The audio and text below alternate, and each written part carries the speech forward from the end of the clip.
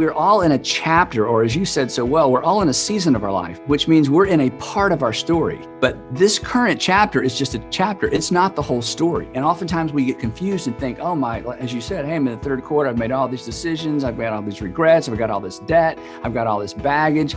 Well, you know what? Here's the great news. You decided your way into most of that. You can decide your way forward, and you write the story, the new chapter of your story, one good decision at a time. Andy Stanley is my guest today on CIA, Contagious Influencers of America. I'm David Sams. Andy is one of my favorite guests. He's the senior pastor of North Point Ministries in Atlanta. And if you're not familiar with North Point Ministries, they've got, 7 campuses or so in the Atlanta area and over 100 associated churches around the globe. Some 185,000 people attend his church every week. That was up until the pandemic, because the pandemic was a game changer. They decided to close down their main campus and their campuses surrounding Atlanta to keep people safe. And I've often wondered, how can a church do that? How can they just, especially in a state, by the way, that is somewhat open and or very open and has a Republican governor?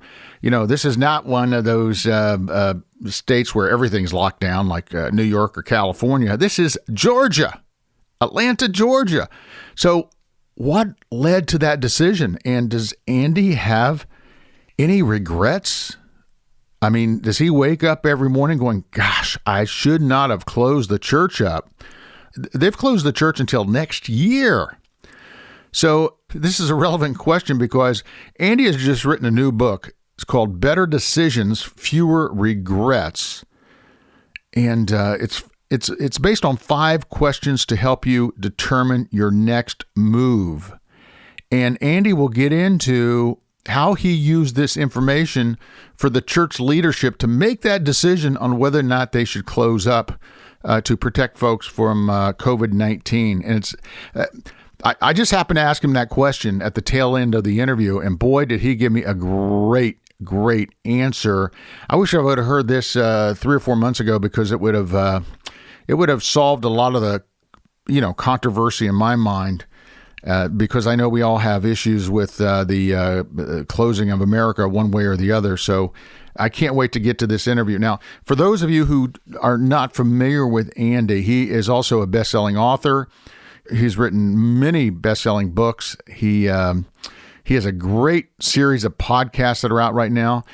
And, he delivers some 10.5 million messages every month through his television series and his podcast. His TV series is generally plays on CBS and NBC affiliates. Many of them play his show following Saturday Night Live on the NBC stations. So check out your local listings. I can't wait to get to this interview. I know you're going to get a lot from it. It's something I just had to do. By the way, I usually don't like putting on pastors that write books because, they all, I'm not going to say that they all are the same, but there's only so many of those that we can do here. But Andy is the kind of guy that whenever he comes out with a book, I absolutely have to have him on the show because he gives you practical tools to put to use in your life. And I just want you to listen to what he has to say now about how to make better decisions and have fewer regrets, because he's going to reveal to you 5 questions to help you determine your next move. Let's get to it.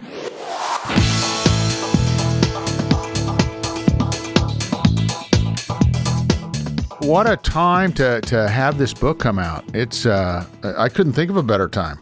Well, I could think of a better time as an author, but yeah, in terms of the topic, it's a great time. There's a few other things in the news these days, but yeah. Well, we certainly have more time to read than ever before. That's for sure. But I caught wind of this title, and I thought, okay, better decisions, fewer regrets. Well, I've got quite a few regrets in my life, and I try to think back about what decisions led up to those regrets, and then I read that you have these how do you put it? 5 questions that will lead to better decisions. So let's just jump to it. Yeah. What is this formula that you've come up with to help me make better decisions? Well, the premise of the book is our decisions are no better than the questions that we ask. And everybody knows that because at some point along the way, we've all made bad decisions. And looking back, we said, oh, I should have asked more questions, which really means I should have asked better questions. And this is something my dad taught me early on, that there's a connection between the questions we ask and the decisions we make. And of course, our decisions determine the direction and quality of our life. So there were questions he would ask me growing up. I talk about some of those at the beginning of the book. And then through the years, there were questions I would consistently encourage my kids to ask when they were making decisions. And I encouraged them to do that by asking them those questions. And so I decided about 1.5 years ago, you know what, this is like a life message. It's the way I've raised my kids. It's the way I've lived my life. And so I put together this short little book, 5 questions to ask every time you're making a decision of any magnitude.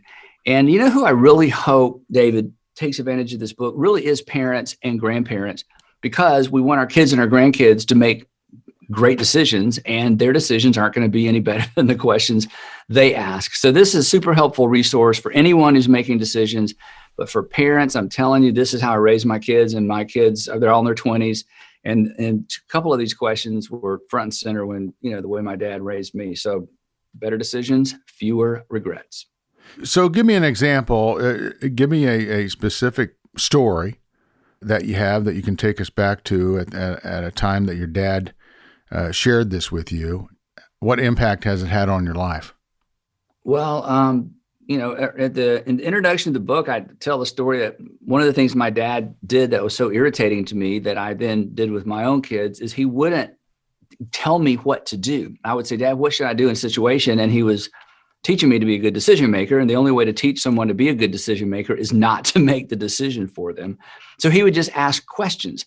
And one of the questions he would ask, which was so irritating, and it's not one of the 5 in the book, he would say, well, what would you do if I wasn't here? Or what would you decide if I wasn't here? And I'd be like, yeah, but you are here. And he's like, yeah, but one day you're going to have to decide on your own. Then he would just ask questions. And one of these questions, we'll get to it in a minute, was so front and center my whole life growing up. And so it became one of these 5 questions.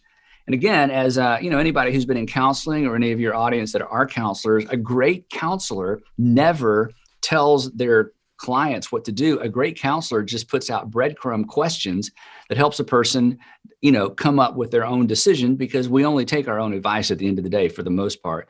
So I say in the book, hey, I'm going to save you some money. I'm going to go ahead and give you the questions ahead of time. If you will ask these 5 questions, whenever you're making a decision of any magnitude, you will make a better decision and you will live with fewer regrets. It's pretty much guaranteed just because of the nature of these 5 questions.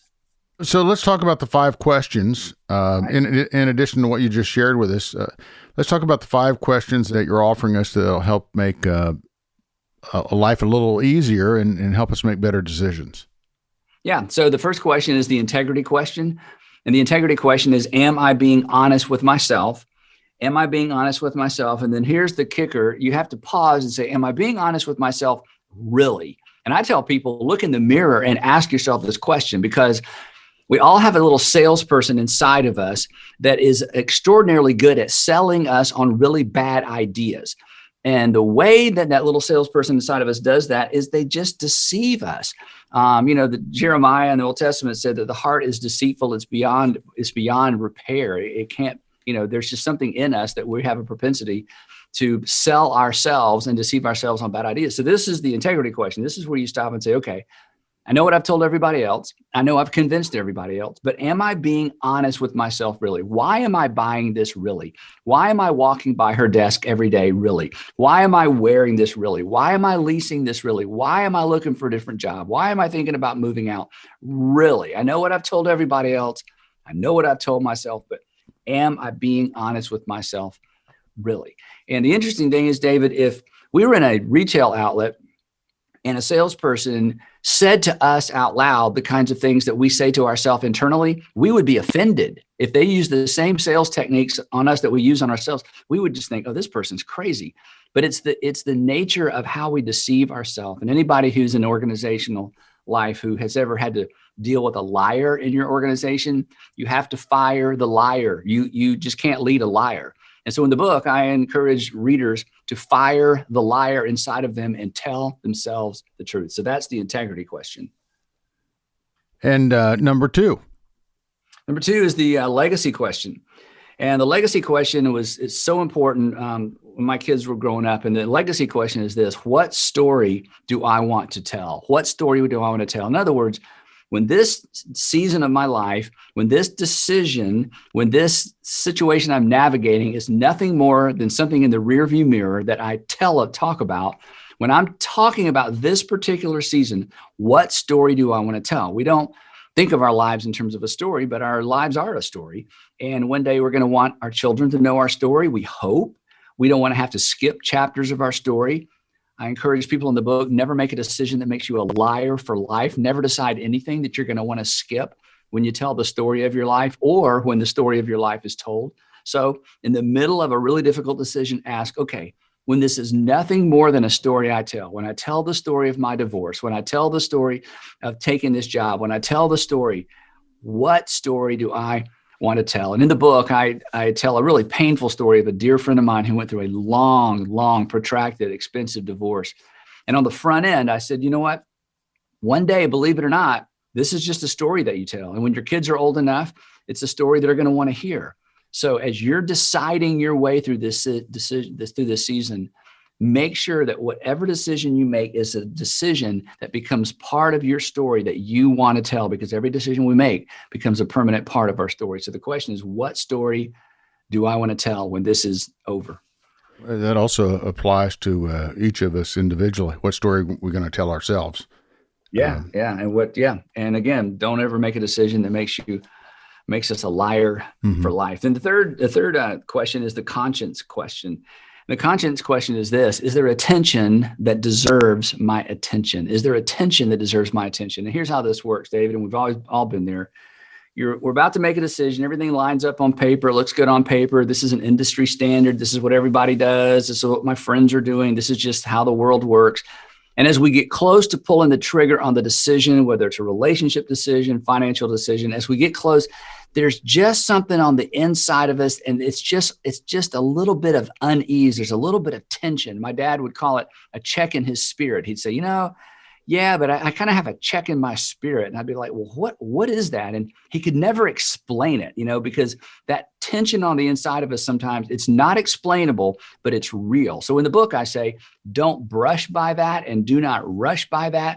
Pay attention to that tension, because if you'll pause and pay attention to that tension, oftentimes new information surfaces, new insight surfaces. Over time, it begins to make sense. But if you ignore it, and all of us can look back on a decision we've made where on the backside of a bad decision, we've said, you know what? Something told me, there was something on the inside. I kind of knew, but we have a tendency to just look at all the facts and figures, look at what everybody else is doing. So the third question is there a tension? Is there a tension that deserves my attention? Don't rush by that tension.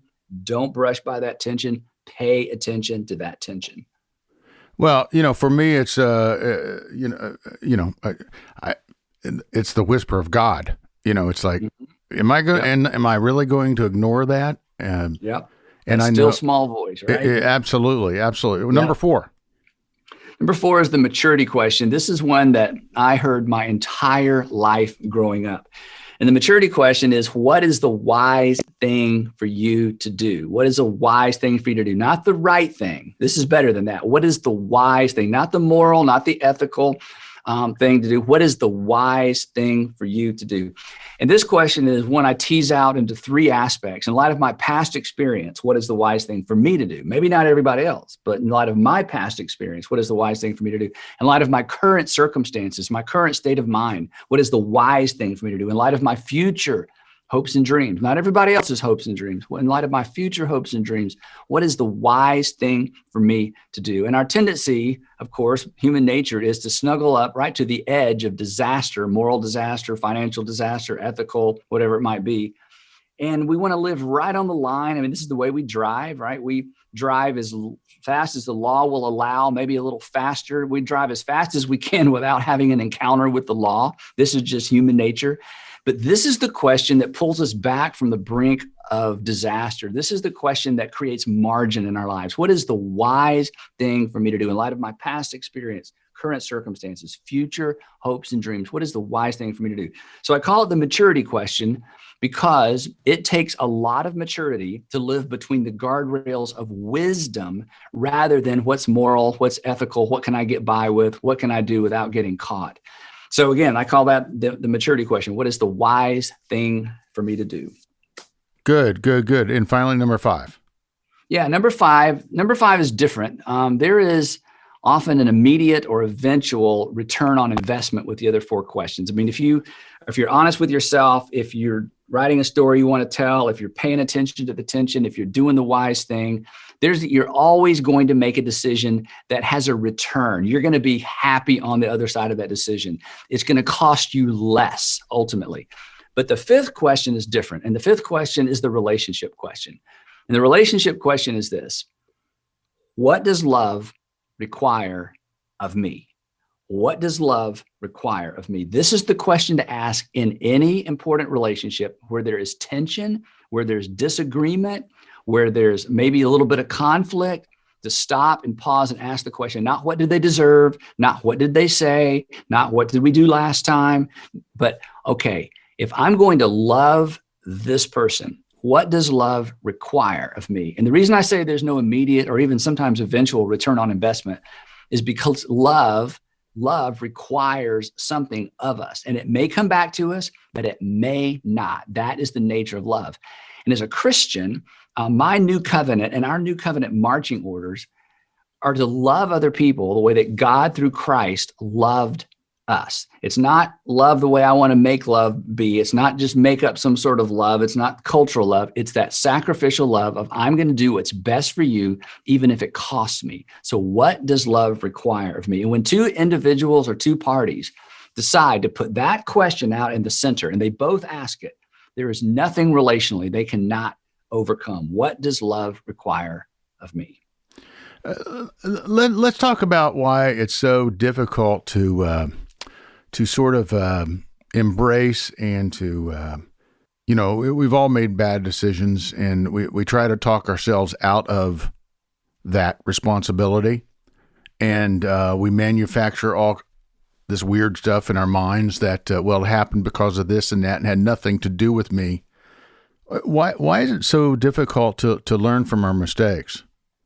Well, because, and you touched on it right there, David, we don't learn from our mistakes because there's always somebody else involved in our mistakes, and we're pretty sure it was their fault. And if we'll just stay away from those people, we won't make the same mistake twice. And that is completely false. And all of our histories, line up with that. And the other reason we make the same mistakes over and over is we think that knowing better means we will do better. And we've all said this when we were kids growing up, our parents would tell us something and we'd be like, I know. And we still do that. Like, yeah, I know. But the thing is, knowing has absolutely nothing to do with doing. So simply knowing these 5 questions, even simply knowing the difference between right or wrong, that doesn't guarantee anything. Knowing doesn't translate into doing. Jesus taught that. He said, those who hear these words of mine and put them into practice is the person who's built their house on a rock. The person that just hears these words of mine and writes notes in a notebook, he said, if you don't do it, it's doing that makes the difference.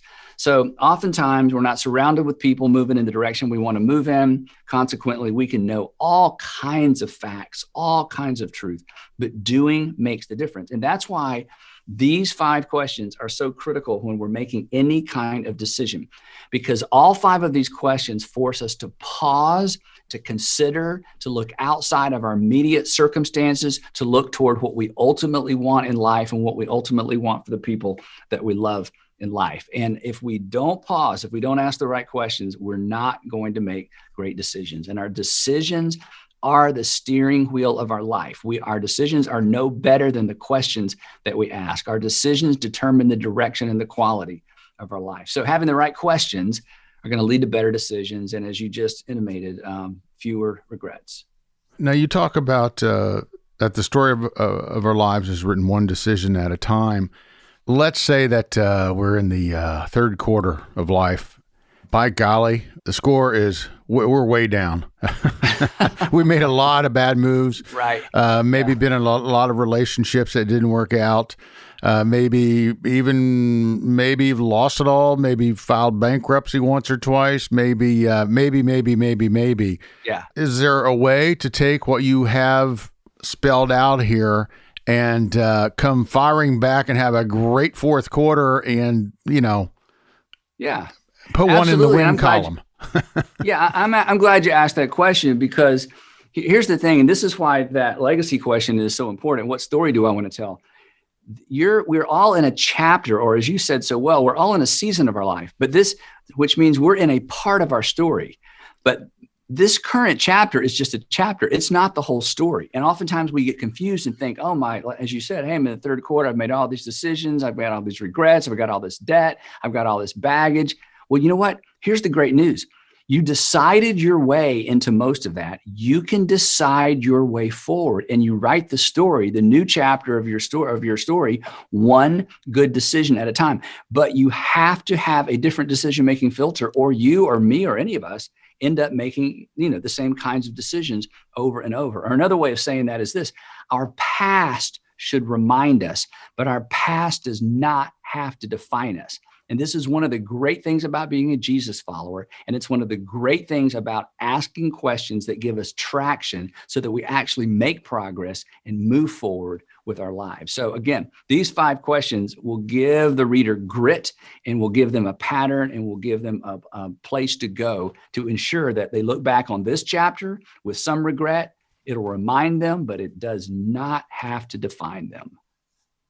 Tell me about a regret that you have in your life, looking back. Tell me about that, if you would, and tell me what decisions you would have made differently if you would have had this information, say, 20 years ago.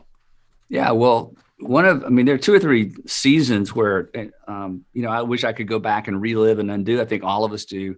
One was my freshman year of college, where I didn't have any direction. I didn't go into college with any direction. So I goofed off academically, was on academic probation, academic warning. I just was directionless. And my mom sat me down. It was so funny. She told me she wanted to talk to me. She knew I was flunking out of college.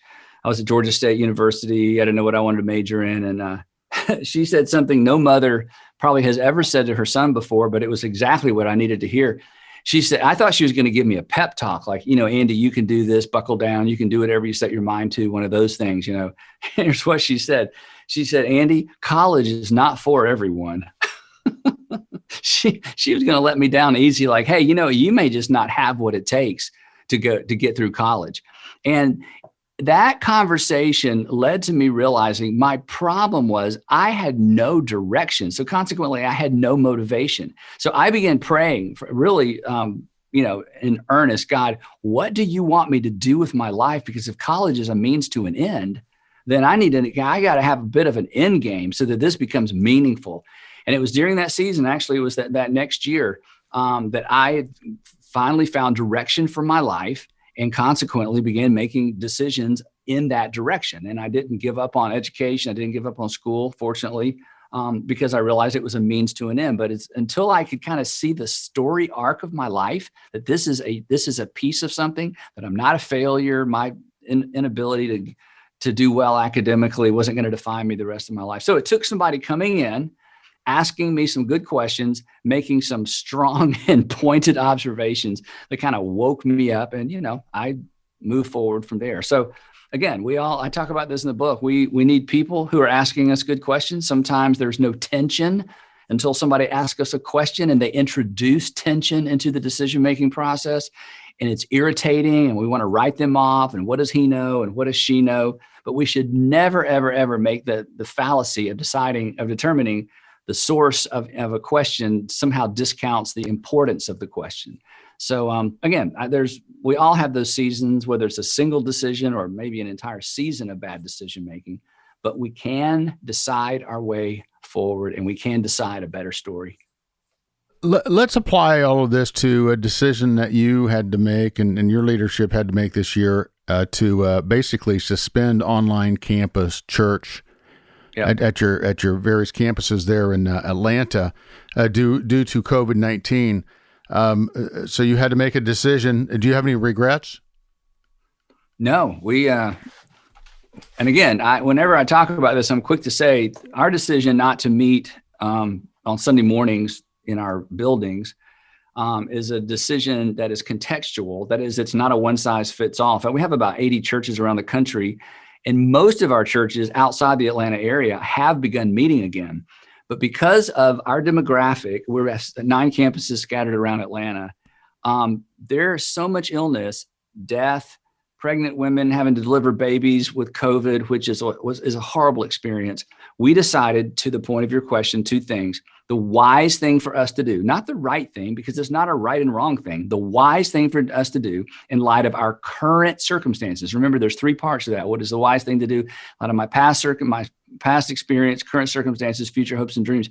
In light of what we were currently going through as a city, we decided the best way to be a good neighbor to our neighborhoods was not to be a super spreader. This goes to the 5th question. What does love require of us?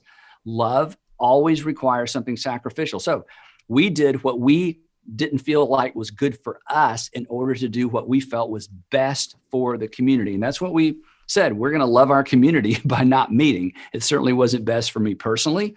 We've lost people. We've certainly lost income. But we decided this is what love requires of us for this season. And the other thing, to the second question, COVID is going to be, in the year 2020, for all of us, is going to be nothing but a story we tell. And so we asked the question, when we're telling the story of how our church navigated this season, what story do we want to tell? And we decided we want to tell the story that we were willing to do whatever we needed to do in order to serve and do what was best for our community, not just the people in our church, but our entire communities, because our 9 churches are generally large churches, thousands of people. And in this season, with the nature of COVID in the Atlanta area, it would have been foolish for us to take a risk or to just get all kind of bowed up and say, hey, we're going to do what we want to do in spite of how it impacts the rest of the community. So 3 of these questions intersected directly with that corporate decision. And we decided in March not to meet until August. Then we decided in July not to meet until 2021. In the meantime, we have reallocated our resources and our staff. We've done extraordinary things all over our communities. We just raised $7.2 million in 39 days to give away to local charities. And we did that without meeting on Sunday mornings. So we've seen extraordinary things happen, great influence in the community. Our school systems love us. We did a school book drive. We collected over 16,000 books that we delivered to Fulton County schools. They tweeted and Instagrammed about us for a week. So again, no, we don't regret the decision. It was a difficult decision, but it was the wise thing to do. It's the story we want to tell, and it's what love required of us.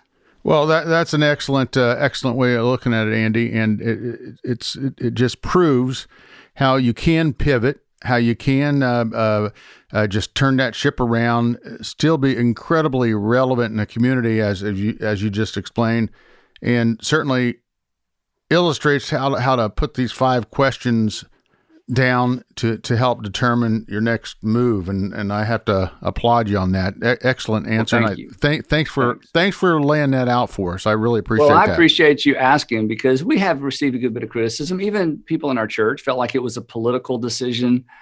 And as many times as I said, this has nothing to do with politics. This is a life and death situation for people in our communities. And we had some very, very sad stories related to COVID. So this was, again, every community is different. Every city is different. Every region of the country is a little bit different. But for us, this was a really, really big deal. So I appreciate you letting me clarify that. Well, thank you, my friend. Hey, it's been great catching up with you again, and we so appreciate you. And just keep plugging away and keep the faith. And we'll talk to you again in a while. Okay. Thank you so much, David, and good luck with the program and with everything you're doing in this season as well.